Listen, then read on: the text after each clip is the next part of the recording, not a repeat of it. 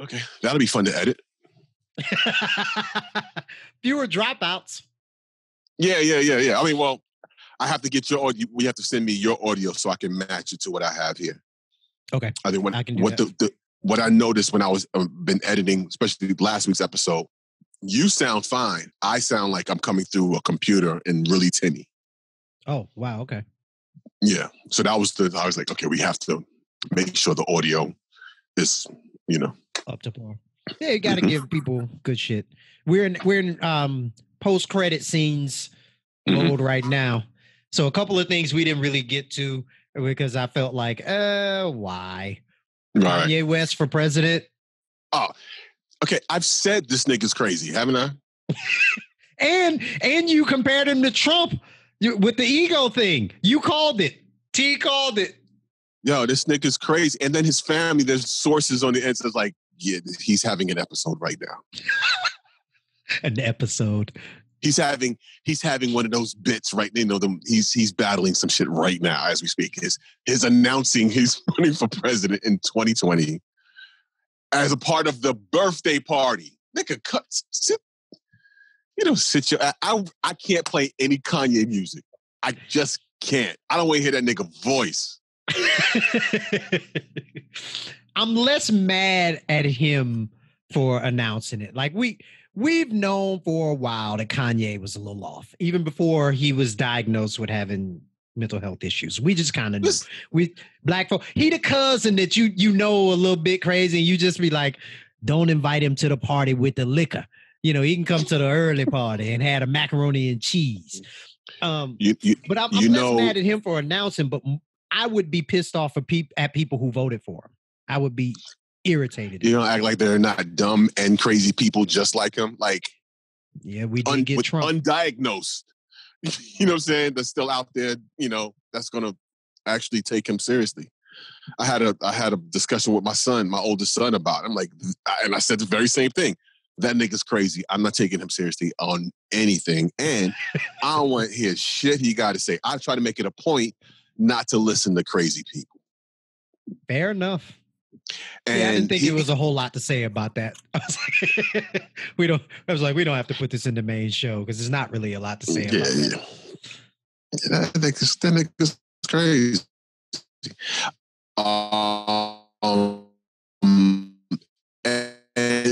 And this sources from the inside are saying, yeah, we're concerned about him. Like quietly, like they're gonna have to commit this nigga. He had a breakdown on that telethon after Hurricane Katrina. Like if you think about it and look back at it now, look back at it right now in with understanding how he is now, and look at the shit he was saying was just unintelligible. Right. Because he wasn't reading from the teleprompter. It wasn't even complete sentences and that. And then George Bush doesn't care about black people at the end of it. The funniest part about that shit wasn't his statement, and it was Mike Myers' face. Mike Myers. He was like, oh shit, how do I get out of here? Mike Myers and then Chris Tucker. Chris Tucker on the side because they cut to him and he's sitting there looking like, yeah, so we're gonna need y'all. I can imagine the producer was like, go, say something. Oh, like, shit. Say what? He right? Right. Not even, thanks, Kanye. Don't say that nigga name at all. He's not even here anymore. Yeah, he was sick back then. He was sick back then. You just realized, Did you ever see him on TMZ? Yeah, I saw the slavery was a choice. Yeah. Mm-hmm. I watched that in real time when it happened. And dude he wasn't all the way there. Like he was making some intelligent points, but it was like, dude, where are you? He was just all over the fucking place and just manic. It was like crazy to watch. I'll take another one. Did you see his what he was on Ellen? Before that, maybe some years prior, he was on Ellen. No, I didn't see him on Ellen. He looked, she was just looking at him like, and she, that she had that Ellen smile, like, oh shit. This is happening. This is happening on my show. It's live. This is great for ratings, but oh my God, he's crazy. Like, what is he it was say? that type of, yeah. She didn't say much. She just let him talk. He was off, you know, and then somebody did a remix of it and inserted the crickets and silence and repeating some of the crazy shit and made it even crazier. Yeah, he's the brothers. He's long gone and off. Yeah, he needs to get back on his meds. All jokes aside, either that or you know, have him go to the room on the top steps. And people just bring him his food and meds. Sit down, stay in the house. Don't come out until you feel better. But he can't hold church there. That's the other thing too. People take him seriously with that whole, you know, Sunday service thing. Again, I make it a point not to listen to crazy people. I don't take and what makes it dangerous is one, okay, he makes everything about him. Two, he has a dope choir. The choir is dope. Like it's a very talented choir, and what to have him leading that and then step in and try to speak. Oh, dude, shut up. Let the choir do what they do. Yeah, and for the most part, that's what he started doing. When he was with Joel Osteen, when Joel Osteen was like, "Oh yeah, we can run together." He had invited him to the church, and they started doing. He was up on stage at Joel's church with him, and he was speaking whatever the fuck he was saying. And then in the middle of it, he stopped to chastise somebody behind the scenes, off stage, like, "Hey man, I'm gonna need you to stop talking because when I'm in these streams of consciousness, thought, you know, that's really distracting." He did that when he was on TMZ. He did that same shit when he was on TMZ. Yeah, that shit is crazy. And I said, and I was arguing with my son about it. I'm like, he's not well, but two, he makes everything about him. And to compare, like if I was comparing Kirk Franklin, who's been in the limelight for probably about as long as Kanye, maybe longer, maybe a little longer, yeah. And is in the gospel world, is an actual. I don't know if I'll consider him a pastor, but he does speak. Right? He lives that life. He's about that life. You never hear him make anything about him. Right. Never. And he's not perfect. He's talked about his addiction to porn, you know, his finances, all types. You know, he's a real person. But even when he's ministering or speaking about stuff, he's not making this shit about him. So, you know. I'm sorry. I'm like, dude, are you addicted to porn? Are you addicted to jerking off? Like,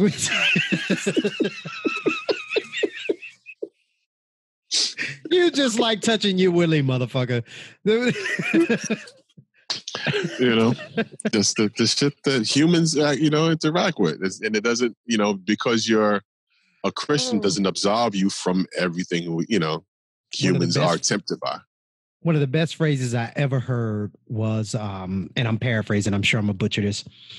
It said, being a Christian doesn't mean I have everything figured out. It means I have somewhere to go when I need help. Right. So I was like, yeah, that's real. That made sense to me. Yeah. Yeah. Boy, Terry Crews. Yeah. Something else happened? Back on Twitter. Yeah. You didn't hear about it? He's back on Twitter. Oh, God. And I quote from Mr. Terry Crews. Oh, boy. Are all white people bad? No. Are all black people good? No. Knowing this reality, I stand on my decision to unite with good people, no matter the race, creed, or ideology. Given the number of threats against this decision, I also decide to die on this hill. Yeah, I did hear about that. Come on, man. He's right. However, shut the fuck up. Thank you. Shut up. If I may paraphrase a quote from DL Hughley, who commented on his shit, he said, "I wish, you know, Terry Crews should have been as hard at the person that grabbed his dick as he's going at Black Lives Matter." Oh, This could be taken so many ways. He should be just as he should have been. Oh, Terry Crews gonna want to. He gonna punch DL in the mouth. He really is. They gonna run into each other at the grocery store, and he gonna see him on like aisle 5. He gonna be, there that motherfucker go. He gonna walk up on him. Talk that shit now, motherfucker. And remember Twitter, motherfucker. This for Twitter, bitch. Right. You're not even yelling out neighborhoods no more. Twitter, motherfucker. That's where the gangsters at now. I just want him to be quiet for a little while. Like I don't disagree with anything that he said, but it's just he is under such a cloud of nonsense at this point. He could come out and say, here's the secret to the universe is given to me by God. And God could have actually given it to him. And people would be like, shut up, nigga. Just because the cloud over him right now. Dude, just be quiet and chill for a little bit. Your message is getting lost in all of the humbug surrounding you. And the more you talk, the worse it becomes. Right. Yeah. You have to learn when to shut the hell up. I've had this argument with my son as well. You could have a point, but I'm not hearing what you're saying right now. I need you to just be quiet. Just shut it down. Know when to walk away. Right. Cruz, boy. He's canceled. Like, black folks ain't fucking with him. Niggas ain't fucking with that dude no more. It's gonna be a minute. He gonna have to do white chicks too. And we mean white chicks TWO, not white chicks TOO. TOO.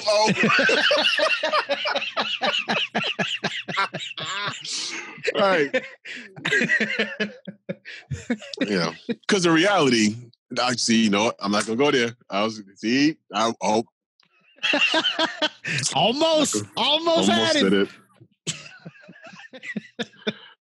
Because you know what it keeps me from saying I remember. He is a big dude. He's a big motherfucker. He's a big motherfucker. And all the muscles don't mean that he can't fight. So, you know what? I'm cool. Look, take it from someone who has done his fair share of martial arts. Size matters. I know how to hurt a motherfucker. I know how to use edge weapons. I know how to use sticks effectively. I know all that shit. Mm-hmm. But if I ran into Terry Crews, I'd be like, my bad, bro. I'm sorry, bro. You was right, man. That's a big motherfucker. He only got to get it right once. Oh, yeah. He only got to get lucky once. You ever see old George Foreman fights? When he was like in his 40s, like when he came back. He was big, but slow.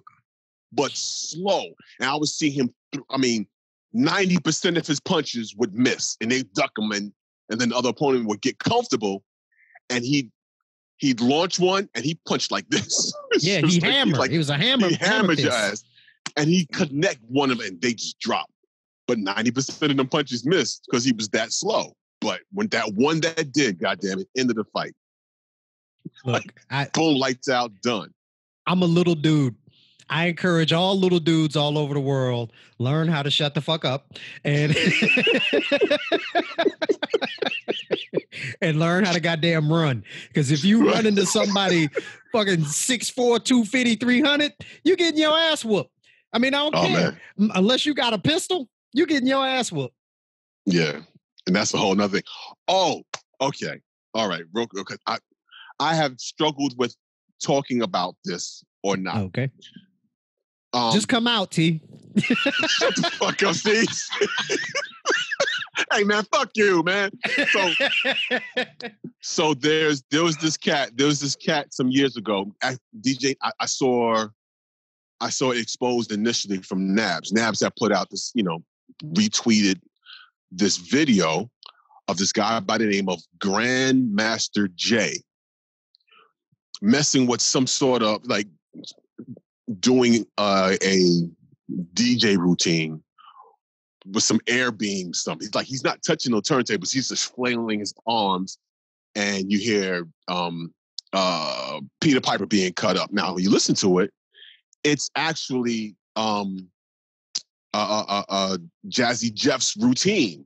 Oh. And he's just mimicking movements in the air, like literally. Like if you see the clip, it's ridiculous. And then you hear Skill's voice on the tape as well. So it's clearly a recording of Jazzy Jeff and Skills from like a 4th of July celebration or something like that. That was televised, right?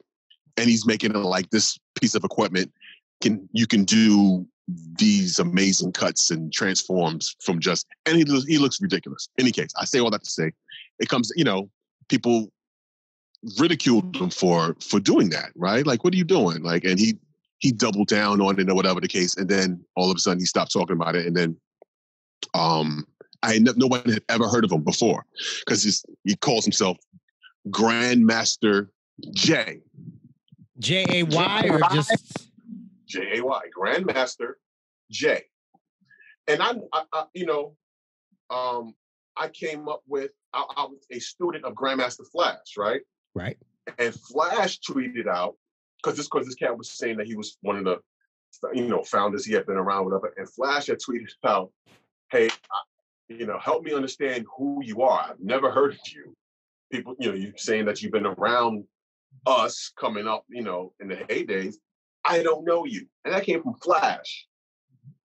So he's not affiliated with any of the elders of hip hop. Right. He just pops up on the scene, right? And he's making all these claims that he's been around and doing shit or whatever, like he established hip hop. He Vanilla Ice this shit. Super. Like worse than that. Like Milli Vanilli this shit. You know what I'm saying? He has a website. I'm on his website right now. So here's where I'm going with this. On the 4th of July, there was a movement of black men armed. I forget the name of the organization, but they marched on Stone Mountain and to go visit the home of the KKK, or where it was started or some shit like that on Stone Mountain.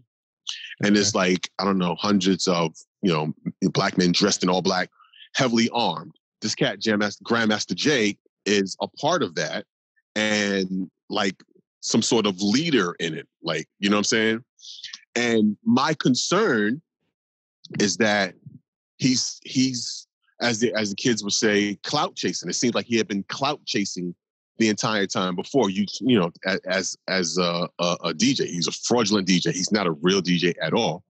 And now he's doing this. He's, affiliated, or he started this movement, or he's part leader, or whatever the case. He's kind of assumed a leadership role with guns. Now, it's not to say that, I don't know if this brother was in the military before, or if he's actually trained in arms or whatever the case. But I think of it to be very dangerous because of what we know, what he came to the light of being a fraudulent DJ, that he may be just as fraudulent with this movement, but now you got guns and people following behind you with guns thinking you're some sort of arms specialist or some shit. Like somebody can get hurt. You know what I'm saying? Real bad. Real bad, like killed. And it's like, and it just looks ridiculous to me knowing who where I know him from.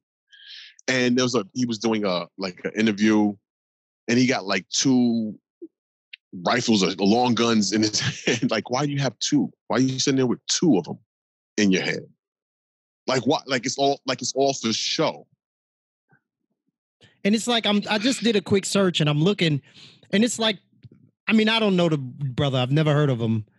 But it seems like he's being legitimized to some degree. People are interviewing him. Yeah. This is like an hour interview on allhiphop.com or allhiphoptv.com, I guess. I don't know. I mean, he's got Instagram channels, all this shit. Yeah. So again, if this is a real, okay, I can't say it's not a real movement because you got real guns. But if you got real guns and you got real people holding them, you got a real movement. Yeah.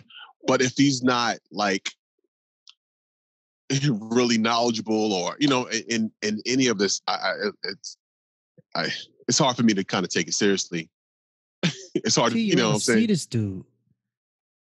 I've seen the videos. Like I went down the rabbit hole watch because like when because I saw the video, I had seen the video of the brothers marching on Stone Mountain. I was like, okay, that's pretty cool. That's kind of interesting. It was happened on. Just had a nigga shit moment. Oh boy. The name of his movement is NFAC. There it is. Not fucking around. Not fucking around coalition. Really? Really? That's some nigga shit. Yeah. Yeah. Like I said, that's what it makes me really nervous about it. Cause like the next thing you get some cast that's really about that noise and some heavily armed bigots that's waiting to start some shit. And some people get slaughtered. Look, I am I am definitely a proponent for safely and intelligently owning firearms, responsibly owning firearms. I'm also the same with my martial arts. I feel about firearms, weapons in general. It's one of those things I'd love to have and never use, right? Yeah. I can't see how an armed group of people on either side forwards the conversation of peace, of coming together, of equality, of safety. I can't see that. I can't. If you walked up to me and you had a gun in your hand, I can't listen to anything you're saying because I'm focused on that gun in your hand. Right. I'm not going to tell you the truth. If you're like, well, what time is it? I ain't got to watch. Yeah, right. Like, you know, I'm just trying to get the fuck away from you because you got a gun for no goddamn reason. Yeah. And thinking back on it, that the whole movement of marching is a show of force, marching up on Stone Mountain. Why would you broadcast that? There's so many different, like, of course, the Black Panthers didn't have Twitter and shit back then, but if they were around, they wouldn't have been broadcasting the shit that they're doing. You know what I'm saying? When they marched on whatever the federal building or government building was the courthouse that they walked into, they didn't announce it ahead of time. They went down there it was a specific reason they went there. It wasn't just to show of force. They went there and they were armed, and laws changed because of that. Fast forward. They did with rifles and all that shit, assault rifles. And, But, we can't have niggas with all these guns. We got to change the laws. Yeah. But that's not something that you want to forecast what you got. I don't talk about the weapons I have in my house. I won't put no pictures about them. You know what I'm saying? And then and it makes no sense to me. It makes no sense to do that. You move, bad boys move in silence. You hear that shit all the time. Unless your point is to intimidate. Right. That's the only thing I can think where it makes sense. What is the purpose of a show of force? Right? If there's an occupying force or a force is trying to occupy your space, your home, whatever, then a show of force is necessary to offset theirs and prevent it. But if there's nothing coming at you, what is the point of you doing a show of force? What is your purpose? What do you, as a person who is viewing this or who has become privy to this, what is it that you want me to walk away from that with? Just to know that you can use force? We already know that. Everybody can. I think I would respect the movement a little more if it were more name. One different person leading it.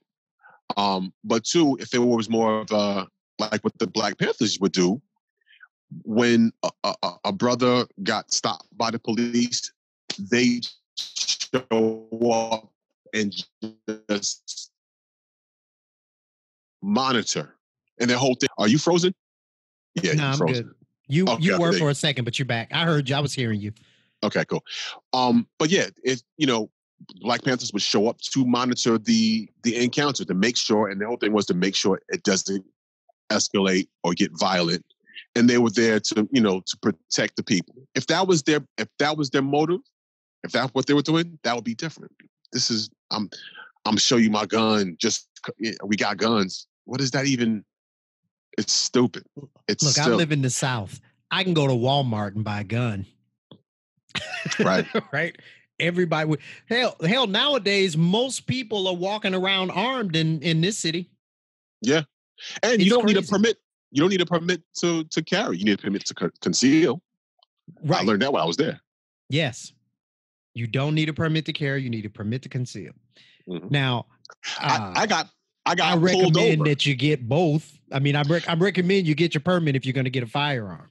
Yeah. When I lived there, I carried.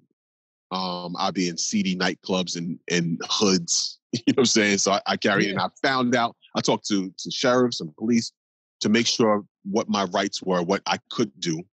And they would tell me exactly what you're going to ride with it. You can ride with it cocked and loaded in your lap. Of course, I would never do that. But shoot your dick off. Yeah. like Tupac almost did. Another story. But I've gotten pulled over with my pistol in the seat because I had to keep it out of the glove compartment. And of course, as a black man, I kept my hands on the steering wheel. And I have a pistol in the car. Is there on the seat? Okay, thank you for telling me. And at one instance, they towed my car and gave me my pistol. Damn. Yeah. Well, we're going to tow your car. Here's your gun, sir. There you go. I was like, oh, shit. Okay.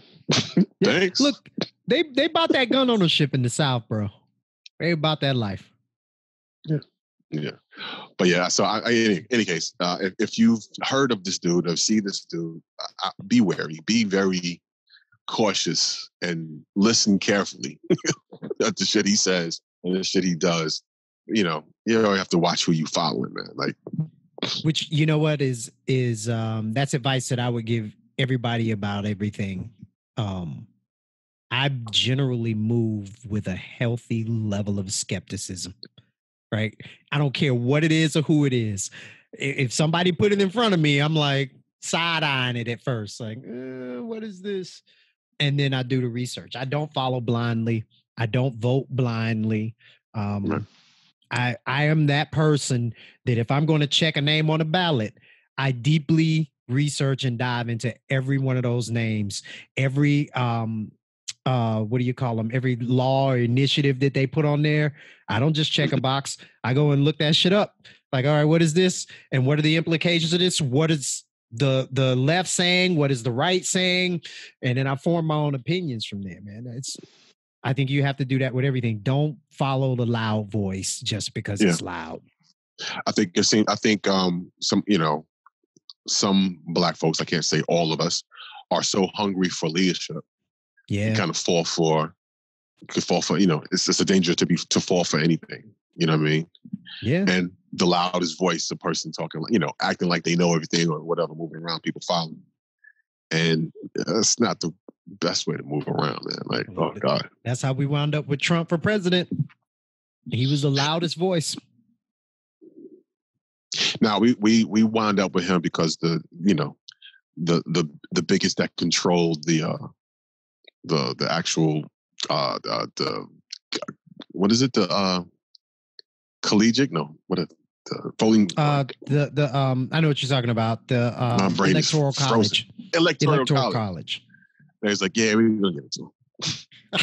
Wait, so I'm glad you said electoral college. My last girlfriend, and I'll often refer to her as this, the last person who can claim title as girlfriend in my life. Yeah, okay. Right? Oh, her. Okay. Yeah. We were talking one day, it was before the election. And she was like, everybody needs to go vote. Everybody needs to go vote. And I said, because I'm not the person that says everybody just need to vote.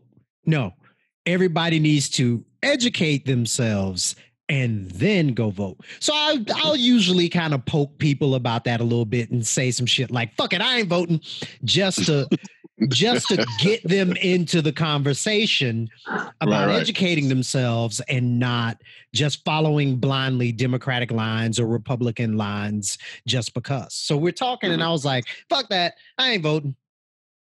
Oh, you must want Trump to be president and blah, blah, blah, blah.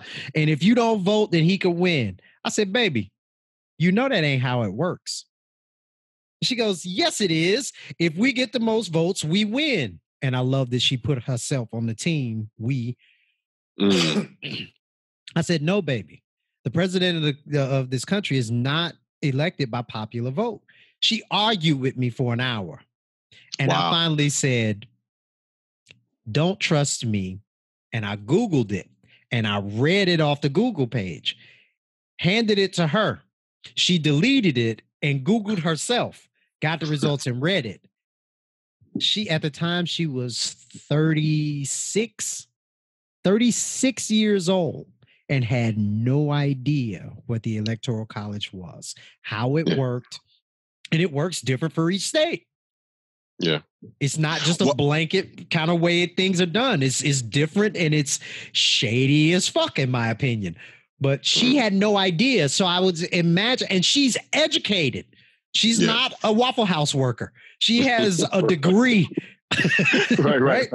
Shout out to my Waffle House workers. Y'all do an important job. I'm not bashing absolutely. you. Absolutely. But it just kind of put into perspective for me, an educated Black woman of, mature age, 36, had no idea how our election process works. I wonder how many people in our community have no idea how the process works. I'm sure there's a lot more. The fact that, the good news, I'm sure you've seen this by now, that Supreme Court ruled that the Electoral colleges now have to vote the way the state votes. So, and that's a good thing. Whoever got the most votes, the Electoral College has to, it's excellent. Now, after the fact, meanwhile, Bush and Trump were voted in by Electoral College and lost the popular vote. Yep. So change comes through adversity, my brother. Yeah. We got to get uncomfortable for change. Yes, sir. Change is uncomfortable. That's like when you got to change your drawers, you generally get uncomfortable. Yeah. Like these are smelly. Or these are bunching my nuts together. I need to buy some new ones. That's usually how it happens for me. Like, my ass has gotten a little too big for these drawers. They're squashing my nuts together. I need to get some new boxers. Okay. Have you seen, random thought, have you seen Ford versus Ferrari? I have not. It's a fantastic movie because I'm a gearhead. I love muscle cars and shit. Mm-hmm. It's a scene where the actor who plays I think Iacocca's son, or so one of the bigger ups at Ford, he gets into the Ford GT, the little car that they're making, and he sits down and he goes, "Oh, I sat on one of my nuts."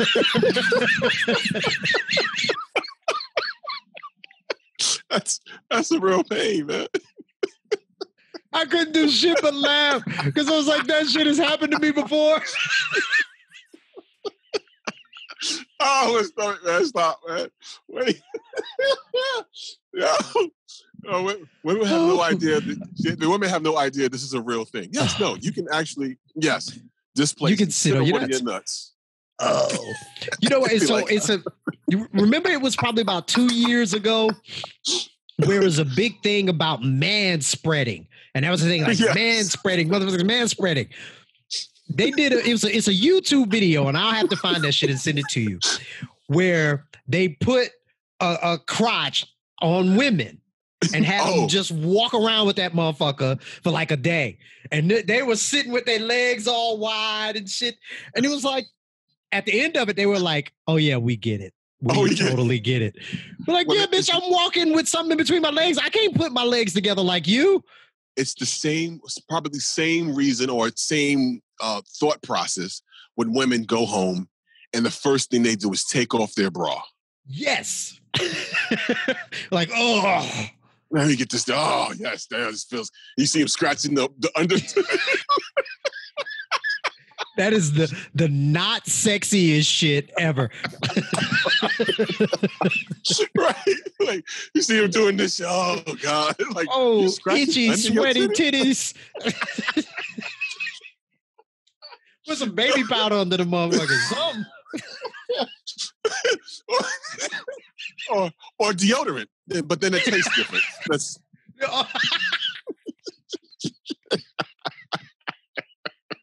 get this chalky taste in your mouth.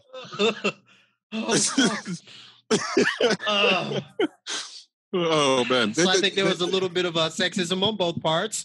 Oh, absolutely. Talked about squishy nuts and sweaty titties. There you go. Something we both can understand. Everyone understands that. And this moment of hilarity brought to you by Unpopular Opinions. You're welcome. Oh man, the man spreading thing is. And some people do it. Some cats are a little really ridiculous with it. Like, right, your dick is not that big, motherfucker. I'm 6'4.5", 6'5" on my license, but 6'4.5", right? When I take the subway, when I would take the subway or bus, I'm almost 300 pounds. I'm gonna spill off. And first of all, the seats are really small, so I'm gonna spill off on the sides of the seats anyway, right? To sit with your legs mashed together, I can't make myself smaller. So I've gotten comfortable with like, fuck it, I'm just saying. What it is. It is what it is. I said it was me being a dick because I just needed to sit down. I was tired and I didn't give a fuck. There was a space, there was a seat that was available in the middle. I was like, I know my big ass ain't gonna fit in here. I know my big ass ain't gonna fit in here, but I'm gonna try to make it work. I squeezed in and and I was trying to be polite. Excuse me. I sat down and there's a white woman that was in the corner next to me. It was like, oh God. Oh. And so that just pissed me off. I was like, fuck it.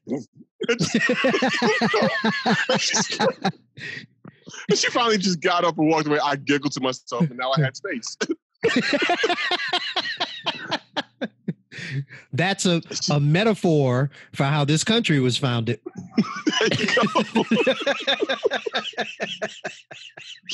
There you go. Oh man, you were Christopher Columbus in that metaphor. There you go. I discovered I discovered these seats. It doesn't matter. This white woman was already sitting here. Yeah, she was vocal. She was like, oh God. Like it took I found it funny. But I could have been like, it ain't that serious. Bitch, I ain't that big. You know what I'm saying? It's a crowded train. We're going to touch. People in New York are crazy, though. I had when I worked for Hot 97, I would take the train into the city 4 a.m. So there's hardly no one on the train at that time, right? And so it's 3 seats together, then the door. So instead of sitting next to the door, I sat at the far seat. I had my bag in the middle seat because there's hardly no one on the train. And then there was another dude sitting in the seat closest to the door. So I'm in seat 1, bag on seat 2, dude in seat 3. The strap, and when I say strap, just the fucking strap had moved because the train is moving and touched the dude's leg. And this motherfucker got into it like, God damn it, your bag touching me. Like shit. And I couldn't believe it. You should have asked him, did it grab your dick, motherfucker? It was crazy. I was like, I had to, and here's the crazy thing.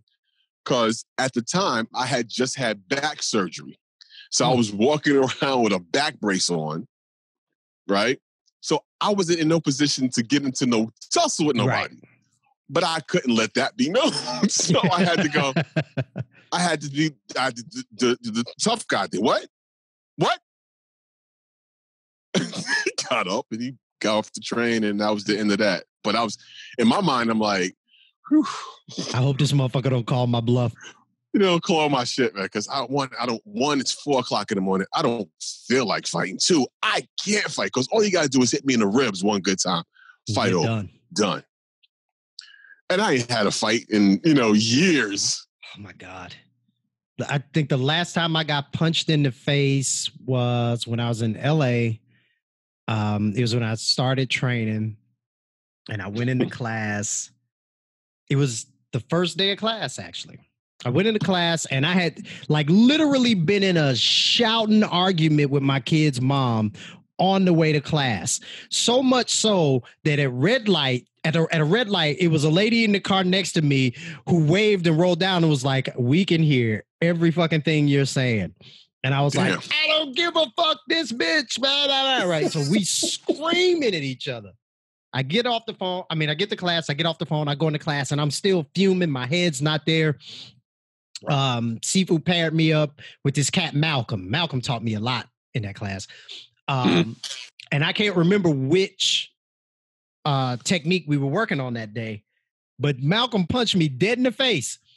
And I was like, what the fuck? He was like, dude, you got to be present. You got to be here. I can tell you're not here.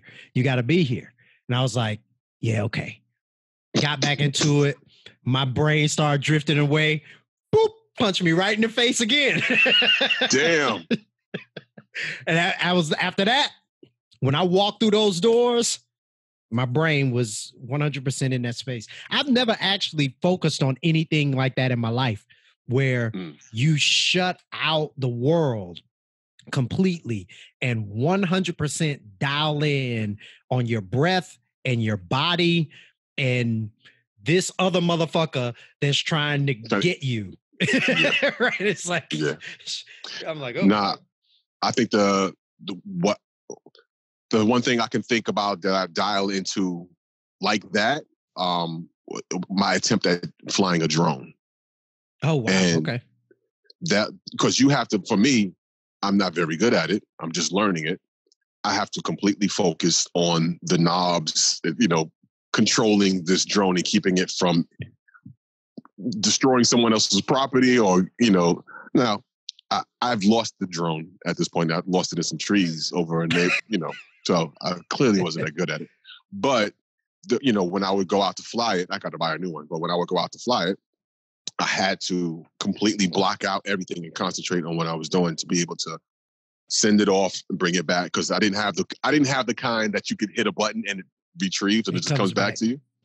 I didn't have that. It was all manual, like making it do different shit. And I was getting good until I lost it one day. Like the battery started dying. I was in the air and the battery was about to die. I was like, okay, I got to bring it back. And it started going a little too far. So I'm trying to circle it back around to get back over my property, and it disappeared in the trees, and that was it. It was like, shit. It was like 2-3 houses down, and we have these park-sized backyards back here. Like it's not normal. It's not. It's almost like probably a quarter of an acre or something like that. It's fucking. It's a lot of. So my neighbors, they all had that same size. It launched into, like, it stuck in a tree, and I was like, okay, well, that's that. I got this remote and no drone now. So my daughter wants one for her birthday, and I don't know if I want to buy her a drone. No, I get it. You can get it. You can spend extra to get the one that comes back that has the automatic GPS that comes back if you want to spend that much money on it. Or like what I got was what I called it a practice drone, because that was only like $60-$70 for it. And it was decent for what I was, because I was using it to learn how to fly a drone. I saw one that was like $40-$50, and I was like, I'm okay with throwing away $40 or $50. Right, because this is my daughter. I love her to pieces, but she destroys everything. So, right, that thing is gonna last 2 weeks tops. So I'm okay with that, for her to learn and scratch whatever itch she has. My daughter's very creative. She makes clothes, she bakes, she writes music, she sings, she draws, she's in the choir.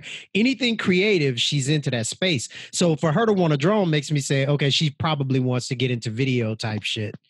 So I'll spend $40 or $50 for her to scratch that itch.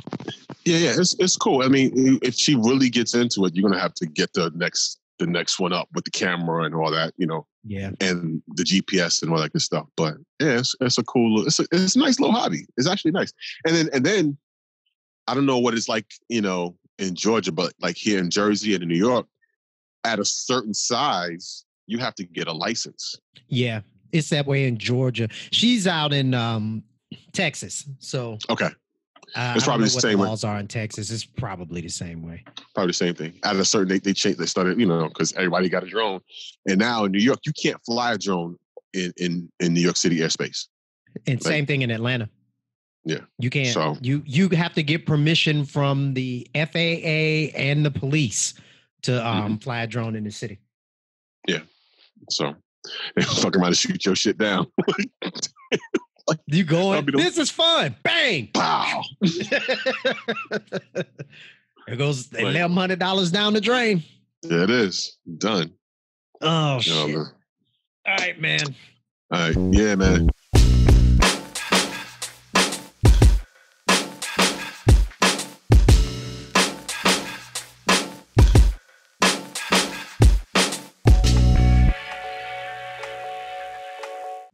Need a daily dose of jokes? Like, subscribe, smash the notification button, and you'll get jokes in your inbox basically every week. Absolutely. Because we like cats. No, that's the wrong. God damn it.